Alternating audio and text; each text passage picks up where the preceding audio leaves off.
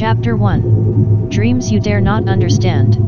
I don't remember how old I was exactly when I noticed the strange car parked outside for the first time. For all I know, whoever or whatever it was could have been following me and watching me for years. That's the thing with awareness, it's hard to know exactly when it begins. Memories are kind of the same way. I remember having some strange experiences when I was a kid, insert alien and owl image.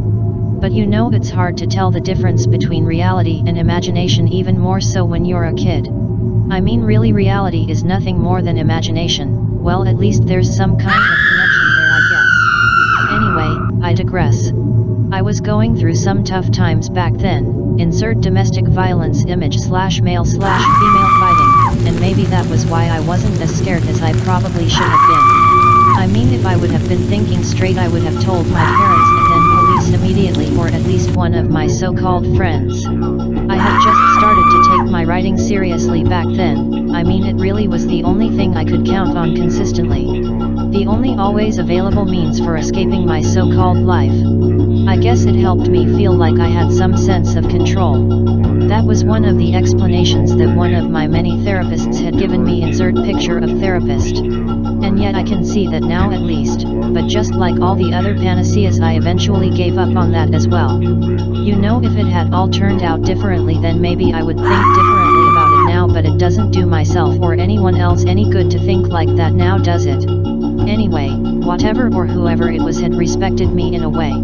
At least it had good boundaries at first. And that meant a lot to me. It was something that I hadn't had with any other people in my life. I went from not existing and just identifying with the black nothingness of an abyss to being an object. An object to be used and manipulated with fear and disgust. I had no self-esteem, and there was really no chance of me ever getting it. Hell, at that point I didn't even know what it was.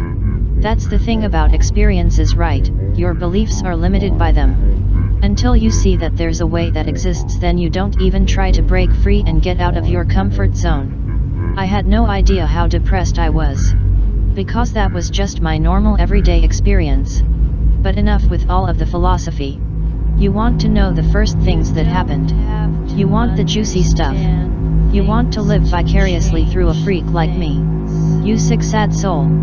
Yeah, well, it wasn't that I had any interest in the occult, you know, insert Ouija, spirits, and other occult images. It was more like the occult got interested in me. I know that's hard for you in your normal everything just makes perfect sense world, but for me that's really how it began. Hell, I wasn't even interested in the Bible.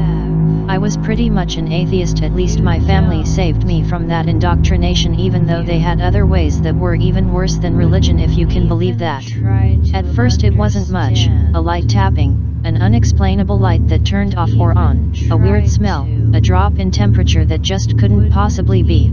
Little stuff like that which your conscious mind can easily chalk up to things outside of your head, the barometric pressure, the wind, the sun. You know, things outside of your perception, and that's just it. That's what I eventually started to realize, that it was from the outside, but then it started to affect me on the inside.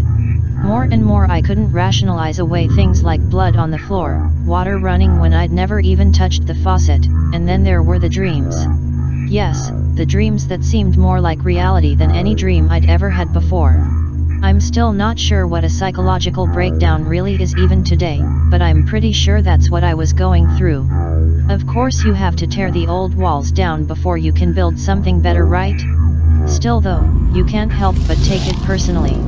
I mean, I was nobody special.